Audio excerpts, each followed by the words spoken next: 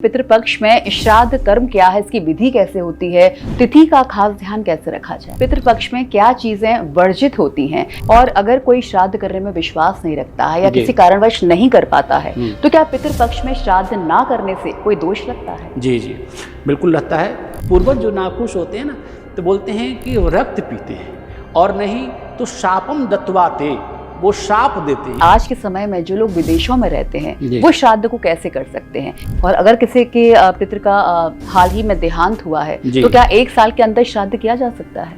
नहीं, 1 साल के अंदर श्राद्ध नहीं किया जाता है। पितृ तर्पण और पिंडदान में क्या खास अंतर होता है? तर्पण भी 4 तरह का होता है। एक देव तर्पण होता है, ऋषि तर्पण होता है, मनुष्य तर्पण होता है और स्वपितृ तर्पण होता है। श्राद्ध करने के पीछे क्या मान्यता होती है? जो भी व्यक्ति श्राद्ध करता है उसके पितर जब उससे प्रसन्न होते हैं, लिखा है देवानाम कार्य, देवताओं के कार्य से पहले पितरों का कार्य किया जाए। और श्राद्ध करते समय किन विशेष बातों का खास ध्यान रखना चाहिए? विशेष बात का ये ध्यान रखना है कि शुद्धता, पवित्रता बहुत अत्यावश्यक है। हिंदू धर्म में पितृपक्ष को बहुत ही महत्वपूर्ण माना जाता है। ऐसे में पितरों को समर्पित पितृपक्ष को लेकर लोगों के मन में कई तरह की भ्रांतियां भी चल रही होती हैं। हिंदू धर्म में पितृपक्ष को बहुत ही महत्वपूर्ण माना जाता है और ऐसी मान्यता है कि पितृपक्ष में पितृगण देवलोक से पृथ्वी लोक पर पधारते हैं और अपने संतानों को सुखी और संपन्न रहने का आशीर्वाद देकर पितर अमावस्या के दिन वापस देवलोक चले जाते हैं। पितृपक्ष पूरे 16 दिनों तक चलता है। इस दौरान लोग अपने अपने पूर्वजों को याद करते हैं और तिथि के हिसाब से उनका श्राद्ध कर्म करते हैं, लेकिन इस दौरान कुछ नियमों का पालन करना बहुत ही आवश्यक होता है। तो इन सभी मुद्दों पर हमारे साथ स्टूडियो में मौजूद हैं आचार्य गोविंद जी महाराज। इनसे जानते हैं कि पितृपक्ष में श्राद्ध कर्म के नियम क्या हैं और पितरों की पूजा और तर्पण कैसे किया जाता है। बहुत बहुत स्वागत है आचार्य जी। नमस्कार, धन्यवाद। सबसे पहले जानना चाहेंगे पितृपक्ष होता क्या है और उसकी धार्मिक मान्यता क्या है? जी, पितृपक्ष हमारे यहाँ चूँकि सनातन धर्म में 12 महीने होते हैं, तो उसमें से अश्वनी मास का जो कृष्ण पक्ष होता है 15 दिनों का, उसको पितृपक्ष कहा जाता है। और अलग अलग जगहों में, अलग अलग क्षेत्र में उसके अलग अलग नाम भी हैं, उसको महालय भी कहा जाता है। तो पितृपक्ष पितरों के लिए समर्पित 15 दिन का है, और इसमें पितरों की उपासना, उनके लिए पिंडदान, तर्पण इत्यादि का कार्य किया जाता है। खासकर वैसे तो हमारे लिए 3 तरह के प्रयोग और नियम बनाए गए हैं सभी सनातन धर्मियों को, कि वो प्रतिदिन स्नान करने के बाद तर्पण करें। पितृ ऋण, देव ऋण और ऋषि ऋण, ये 3 तरह के ऋण होते हैं। लेकिन 15 दिन जो होता है पितृपक्ष का, विशेष करके 15 दिन जो है वो पितृपक्ष के लिए ही समर्पित है, पितरों के लिए समर्पित है। इसलिए इस समय में तो अति आवश्यक है कि जो बाकी साल के और महीनों में पितृ के लिए तर्पण न कर सकें, पिंडदान न कर सकें, तो कम से कम इस समय 15 दिनों में वो अवश्य ही पितृ तर्पण करें और पिंडदान इत्यादि करें। तो ये बताइए कि पितृपक्ष में श्राद्ध कर्म क्या है, इसकी विधि कैसे होती है, तिथि का खास ध्यान कैसे रखा जाए? जी, असल में श्राद्ध तो देखिए लिखा है, श्राद्ध क्या है? श्राद्ध को बोलते हैं श्राद्धम, श्रद्धा शब्द से श्राद्ध शब्द बनता है। श्राद्धम इति श्राद्धम, श्रद्धा शब्द से ही श्राद्ध बनता है। पितरों के समर्पित, पितृन लिखा है कि पित्रान उद्देश्य, पितृ के उद्देश्य से जो कर्म किया जाए वही श्राद्ध है। पितरों के उद्देश्य से, अब पितृ के उद्देश्य से तर्पण और पिंडदान जो विधि पूर्वक किया जाए वही श्राद्ध है। लेकिन अब इसमें बहुत सारे नियम हैं, बहुत सारे विधियां हैं करने के लिए, और उन विधियों में सबसे ज़्यादा ज़रूरी है तर्पण करना। तर्पण करने की भी 3 विधि है। पहली विधि तो यह है कि प्रथम दिन से, जो पूर्णिमा का दिन होता है उसी दिन से, प्रथम दिन से ही तर्पण का कार्य शुरू हो जाता है, और पूर्णिमा से लेके अमावस्या पर्यंत तक प्रतिदिन तर्पण करना चाहिए। अब तर्पण की भी 2 विधि हैं, लेकिन तर्पण और पिंडदान ये पूरे 16 दिनों का क्रम होता है। 16 दिनों में तर्पण और पिंडदान दोनों करना चाहिए। लेकिन अगर कोई व्यक्ति तर्पण करता है सिर्फ और पिंडदान न कर पाए, तो भी तर्पण करना उसको आवश्यक होता है, और तर्पण करना ही चाहिए, क्योंकि ये हमारा बहुत ही परम आवश्यक धर्म है। पितरों के प्रति श्रद्धा व्यक्त करने का, आभार व्यक्त करने का, उनको तृप्ति देने के लिए ये अर्पण करना आवश्यक होता है। बिल्कुल, आपने नियम की बात कर ली, विधि विधान बता दिया। अब ये बताइए कि पितृपक्ष में क्या चीज़ें वर्जित होती हैं, ऐसे कौन से काम होते हैं जिन्हें करने के लिए मनाही होती है? देखिए वैसे तो पितृपक्ष में शुद्ध और सात्विक रहना चाहिए, और बाकी जैसे मांसाहारी भोजन न करें, मदिरा पान इत्यादि न करें, असत्य भाषण न करें, हिंसा आदि न करें, क्योंकि ये जो है पितरों को शक्त जो है, इससे पितर बिल्कुल दूर रहते हैं। पितर ऐसा नहीं चाहते, किसी का भी पितर, कोई व्यक्ति नहीं चाहता है कि हमारा पुत्र या घर वाला कोई हिंसा करे, कोई मदिरा पिए, कोई मांस भक्षण करे। तो पितृपक्ष में इसका विशेष ध्यान करना चाहिए कि कम से कम 15 दिनों तक इसका व्यवहार न करे, मदिरा पान न करे। बाकी करने वाली जो चीज़ें हैं वो आपको बताया दिया कि पितरों के निमित्त प्रतिदिन तर्पण, प्रतिदिन पिंडदान किया जाता है। अब वो तर्पण की विधि कई है, जो जिस प्रकार से विधि से कर सकता है उस विधि से वो करे।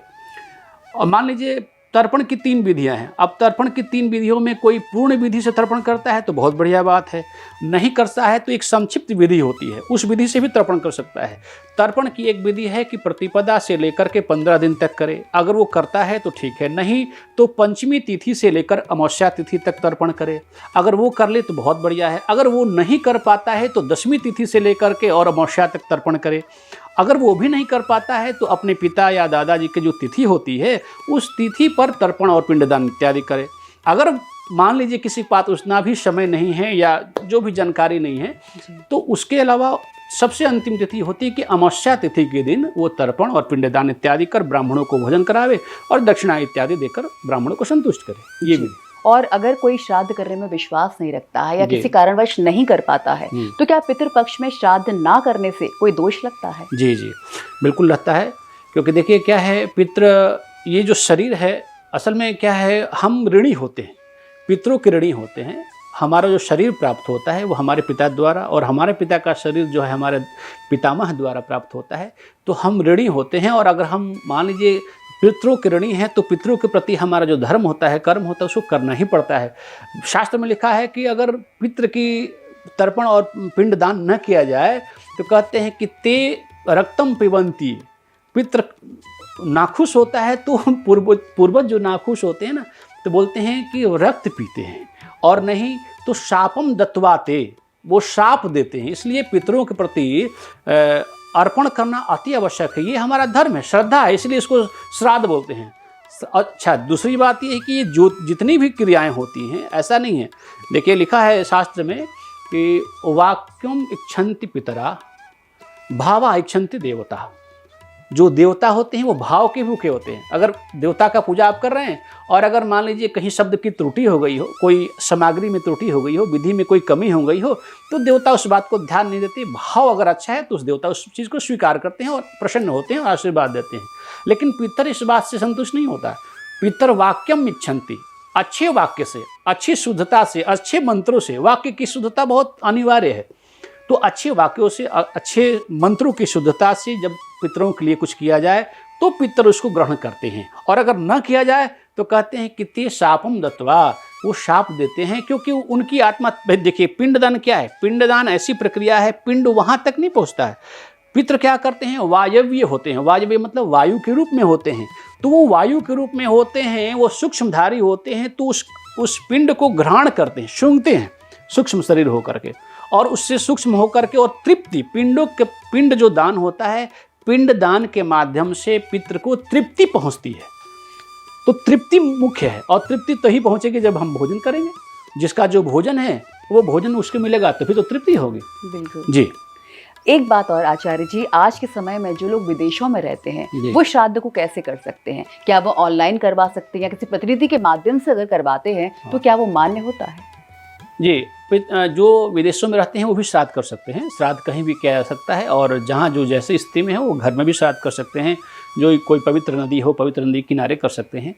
तो जो जहाँ है, मान लीजिए विदेशों में, तो ये ज़रूर है कि वहाँ अच्छे योग्य पंडित विद्वानों की कमी रहती है, तो वो विधि का पालन करते जाएं। और आजकल तो ऑनलाइन का जो व्यवस्था है, उस व्यवस्था के माध्यम से मंत्र जो चलते हैं, मंत्र के माध्यम से कोई भी विद्वान पंडित कहीं भी बैठ के मंत्रों का उच्चारण कर सकता है, और मंत्र का उच्चारण करते हुए पिंडदान इत्यादि तर्पण की क्रिया करा सकता है। तो वो ऑनलाइन चाहें तो अपने ऑनलाइन से भी कर सकते हैं, या अपने पास पितृ तर्पण की एक छोटी सी पुस्तक आती है, उसकी विधि उसको अपने पास रखें, उसको देख करके और उसके अनुसार से करें, वो भी कर सकते हैं, उसमें कोई दिक्कत नहीं है। और अगर किसी के पितृ का हाल ही में देहांत हुआ है जी। तो क्या 1 साल के अंदर श्राद्ध किया जा सकता है? नहीं, 1 साल के अंदर श्राद्ध नहीं किया जाता है। किसी का देहांत हुआ है तो देहांत होने के बाद एक प्रक्रिया होती है, उसको सपिंडीकरण बोलते हैं। और सपिंडीकरण प्रक्रिया के दौरान असल में जो व्यक्ति की मृत्यु होती है उसको 1 साल तक लगता है, 1 साल की अवधि होती है जब वो यमलोक इत्यादि, जो हमारे पुराणों में जैसा लिखा है गरुड़ पुराण इत्यादि में, तो सूतक की जो व्यवस्था होती है वो लगभग 1 साल तक रहती है। हम लोग तो 12 दिन में सूतक समाप्ति कर लेते हैं, लेकिन सूतक 1 मास तक जरूर बनी रहती है और 1 मास के अंदर कोई भी प्रक्रिया नहीं होती है। लेकिन जो श्राद्ध की प्रक्रिया है वो 1 साल तक इसलिए नहीं की जाती है कि सपिंडीकरण करने के बाद 1 साल तक कोई श्राद्ध क्रिया नहीं की जा सकती है। हाँ, 1 महीने के बाद बाकी देवताओं की प्रक्रिया पूजा पाठ किया जा सकता है, लेकिन श्राद्ध की प्रक्रिया नहीं की जा सकती जी। और श्राद्ध में किन किन चीज़ों का खास महत्व होता है?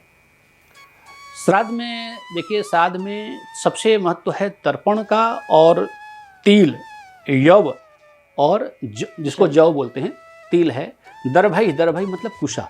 इन 3 चीज़ों से पितरों को तर्पण किया जाता है। और तर्पण करने के साथ विशेष ध्यान ये रखा जाए कि जो भी किया जाए वो अच्छे ब्राह्मण, विद्वान ब्राह्मणों के द्वारा कराए। और मान लीजिए अगर ब्राह्मण की अनुपस्थिति है, ब्राह्मण नहीं मिल रहे हैं कोई विद्वान, क्योंकि आजकल सबसे ज़्यादा ऐसी कमी है। बाकी पूजा पाठ करने के लिए तो बहुत सारे विद्वान ब्राह्मण मिल जाते हैं, लेकिन श्राद्ध को भली भांति अच्छी से सम्यक रूप से, शुद्ध रूप से, विधि पूर्वक कराने वाले पंडित लोगों की कमी है। तो उसमें अच्छे ब्राह्मणों की खोज की जाए, और नहीं की जाए तो कम से कम ये इतना किया जाए कि अपने से जो हो सकता है तर्पण करने की विधि, वो बहुत ही सूक्ष्म है, वो बहुत ज़्यादा बड़ी नहीं है। तो तर्पण करने वाली विधि की कम से कम छोटी सी पुस्तक विद्वान ब्राह्मणों से ले या लिखवा ले और उसके द्वारा उसको पढ़ के अपने से स्वतः कर ले, क्योंकि शहरों में ज़्यादातर जगहों पे अच्छे विद्वानों की कमी होती है। तो वो एक अपनी पुस्तक लेकर के और उस मार्गदर्शन को लेकर के और उस चीज़ को करें जी। इसके अलावा पितृ तर्पण और पिंडदान में क्या खास अंतर होता है? हाँ, पितृ तर्पण में जल का तर्पण किया जाता है। और जल में भी देखिए, तर्पण भी 4 तरह का होता है। एक देव तर्पण होता है, ऋषि तर्पण होता है, मनुष्य तर्पण होता है और स्वपितृ तर्पण होता है। तो इन सब के लिए अलग अलग जल, जैसे जब देवताओं को तर्पण किया जाता है तो जल के साथ अक्षत यानी चावल लेकर के तर्पण किया जाता है। जब ऋषियों का तर्पण होता है तो जल के साथ यौ लेकर के और उसके बाद तर्पण किया जाता है। लेकिन जब पितरों का, मनुष्यों का तर्पण किया जाता है तो उसके साथ काली तिल लेकर के और उसके बाद जल के साथ उसका तर्पण किया जाता है। उसके साथ कुशा आवश्यक होता है, क्योंकि कुशा परम पवित्र वस्तु होती है। ऐसा मानना है कि कुशा जो है, कुशा की उत्पत्ति भगवान नृसिंह के रोएं से हुआ है, इसलिए कुशा को अत्यंत पवित्र माना जाता है। और श्राद्ध में ये बहुत ही आवश्यक है, बिना कुशा का श्राद्ध होना ठीक नहीं है, इसलिए कुशा आवश्यक है। और आचार्य जी, पितृपक्ष की तिथियां होती हैं वो कैसे तय होती हैं? पितृपक्ष की तिथि जो है, देखिए, कृष्ण पक्ष, अश्विनी मास में कृष्ण पक्ष प्रतिपदा से तिथि शुरू होती है। लेकिन बहुत से लोगों के यहाँ, मान लीजिए किसी व्यक्ति की मृत्यु पूर्णिमा तिथि को हुई तो पूर्णिमा तिथि से ही पितृतर्पण और पिंडदान शुरू हो जाता है। अब जिसके पितरों की कोई तिथि मालूम हो तब तो उस तिथि पे करे। ऐसा नहीं कि सिर्फ तिथि मालूम हो तो तिथि पे ही करे। नियम यह है कि पूरे 15 दिन तक तर्पण करना चाहिए, पूरे 15 दिन तक पिंडदान करना चाहिए। लेकिन अगर कोई कर न सके तो तिथि पे तो अवश्य ही करना चाहिए, या अमावस्या तिथि को तो अवश्य ही करना चाहिए जी जी। तो आचार्य जी, पिंडदान तो यहाँ पर होता है, लेकिन उससे पितरों को कैसे और क्या फायदा पहुँचता है? जी, पितरों को देखिए, लिखा है हमारे यहाँ शास्त्र, हिमाद्री बहुत बड़ा एक शास्त्र है श्राद्ध पक्ष के लिए। बहुत, वैसे तो वायु पुराण में, कुर्म पुराण में, ब्रह्म पुराण में श्राद्ध के ऊपर बहुत सारा विषय लिखा हुआ है, लेकिन हिमाद्री में लिखा है कि हम जब यहाँ पितृ के लिए पिंडदान करते हैं तो जो पिंडदान करते हैं वो उसको कव्य कहा जाता है। कव्य, हव्य और कव्य 2 वस्तुएं होती हैं। तो जो देवताओं को आहुति दी जाती है हवन में, जो हवन में दी जाती है उसको हव्य बोलते हैं, और जो पितरों को दी जाती है उसको कव्य बोलते हैं। तो पितर को जो कव्य है या जो पिंड होता है, जिस, मान लीजिए जो पितर जिसका, आप तो जो कोई जानकारी तो है नहीं कि कोई किसका पितर मरने के बाद किस योनि में गया है, लेकिन जिस योनि में जो पितर जाता है उस योनि में वो पिंड उसका वही भोज्य पदार्थ बन के मिलता है। जैसे शास्त्रों में लिखा है कि किसी पितर को, कोई पितर अगर देवता बन गया तो उसको अमृत बन के मिलता है। भले ही हमने चावल दिया, भले ही हमने चावल के आटे का पिंड दान किया, जौ के आटे का पिंड दान किया, खोए का पिंड दान किया। पिंड कई प्रकार के बनते हैं, जौ के आटे के, चावल के आटे के, तिल के आटे के, खोए के। जो भी पिंड हम दान करते हैं वो हमारे पितर जिस योनि में होते हैं उस योनि में उनको वो भोज्य पदार्थ, अगर मान लीजिए कोई सर्प योनि में है तो सर्प जो भोजन करते हैं वो भोज्य पदार्थ उनको मिलता है बन करके। कोई सिंह बन गया है पितर तो सिंह बनता है तो उसको मांस के रूप में वो पिंड प्राप्त होता है। कोई यक्ष बन गया है, कोई नाग बन गया है, जिस योनि में जो पितर पहुंच जाते हैं उस योनि में ये हमारा दिया हुआ पिंड उसका भोज्य पदार्थ बन के उसको प्राप्त होता है। जी, और एक सवाल आपसे और कि श्राद्ध करने के पीछे क्या मान्यता होती है? जी, मान्यता तो ये है कि देखिए, चूँकि ये हमारा शरीर दिया हुआ पितर का है तो पितर का होने के चलते हमारे ऊपर एक ऋण रहता है कि भाई हमें करना ही करना है, और नहीं करेंगे तो हम उस ऋण से उऋण नहीं हो पाते। तो इसलिए मान्यता ये है कि जो भी व्यक्ति श्राद्ध करता है उसके पितर जब उससे प्रसन्न होते हैं, लिखा है देवानाम कार्य, देवताओं के कार्य से पहले पितरों का कार्य किया जाए। ठीक है, देव कार्य से ज़्यादा महत्व कौन सा कहता है? पितृकान विशेष्यते, पितरों का कार्य विशेष रखना है। देवताओं का पूजन से पूर्व पितरों के लिए उनका तर्पण, उनका पूजन, उनकी संतुष्टि के लिए जो भी कुछ हो सकता है वो पहले करना चाहिए, क्योंकि पितृ प्रसन्न होते हैं तभी घर में धन्य धान। लिखा है वायु पुराण में लिखा, ब्रह्म पुराण में लिखा, गरुड़ पुराण में लिखा है कि आयु पुत्रान धन धमाश्च सुखम स्वर्गम मोक्षम सुखानि च। धन, धान्य, पुत्र, मोक्ष, यहाँ तक लिखा मोक्ष, जबकि मोक्ष बहुत ही ऐसी वस्तु है जो इतनी उपलब्ध नहीं हो सकती। स्वर्ग मिल सकता है पुण्य करने से, लेकिन मोक्ष की प्राप्ति कैसे होती है? बोले कि मोक्ष की प्राप्ति पितरों के अच्छे से तर्पण और मार्जन करने से, और उनके पिंड दान करने से, उनको परिपूर्ण करने से, उनको तृप्त करने से मोक्ष तक की प्राप्ति हो जाती है। इसलिए लिखा श्रद्धायाम परतरम नान्य, श्रद्धा मतलब श्रद्धा से किया हुआ जो श्राद्ध है उससे परतर, उससे अच्छा कोई वस्तु नहीं है। और जो श्रद्धामान होकर के विधि पूर्वक श्राद्ध को करता है तो स्वर्गम मोक्षम सुखानि च, सुखानि बहुवचन है, बहुत सारे सुख जो चाहता है, धनम धान्यम पुत्रम आयु प्राप्नुयात, वो प्राप्त करता है। इसलिए श्राद्ध बहुत जरूरी है। और हमारे यहाँ हिंदू धर्म में, सनातन धर्म में जितने कर्मकांड की विधियां हैं, कर्मकांड के मंत्र हैं, उसमें सबसे ज़्यादा अगर किसी चीज़ पे व्याख्या दिया गया है, सबसे ज़्यादा किसी के लिए मंत्र है, सबसे ज़्यादा किसी लिए कर्मकांड की पद्धति है, वो पितरों के लिए है। देवताओं के लिए कम है, पितरों के लिए ज़्यादा है। तो हमारे यहाँ सनातन धर्म में प्राथमिकता दी गई है कि पहले पितृ कार्य करें और पितृ कार्य सम्यक रूप से करें, विधि पूर्वक करें, और फिर देवताओं के लिए कार्य करें। बिल्कुल। और श्राद्ध करते समय किन विशेष बातों का खास ध्यान रखना चाहिए? विशेष बात का ये ध्यान रखना है कि शुद्धता, पवित्रता बहुत अत्यावश्यक है। स्नान करें, और स्नान करने के बाद जैसा कि हमारे यहाँ 4 वर्णों का नियम है, जिसमें से ब्राह्मण, क्षत्रिय और वैश्य वर्णों के लिए यज्ञोपवीत पहनना बहुत आवश्यक होता है, और बिना यज्ञोपवीत पहने श्राद्ध कर्म अधूरा माना जाता है। इसलिए शुद्ध वस्त्रों का स्नान इत्यादि करके यज्ञोपवीत धारण करें, शिखा ग्रंथि बंधन करें, और उसके बाद कुशा का चटाई इत्यादि का प्रयोग करें, या कंबल की चटाई इत्यादि कंबल के आसन का प्रयोग करें, और कुश के साथ स्वच्छ जल इत्यादि का प्रयोग में लाए। जी आचार्य जी, बहुत बहुत शुक्रिया इस पूरी जानकारी के लिए। धन्यवाद।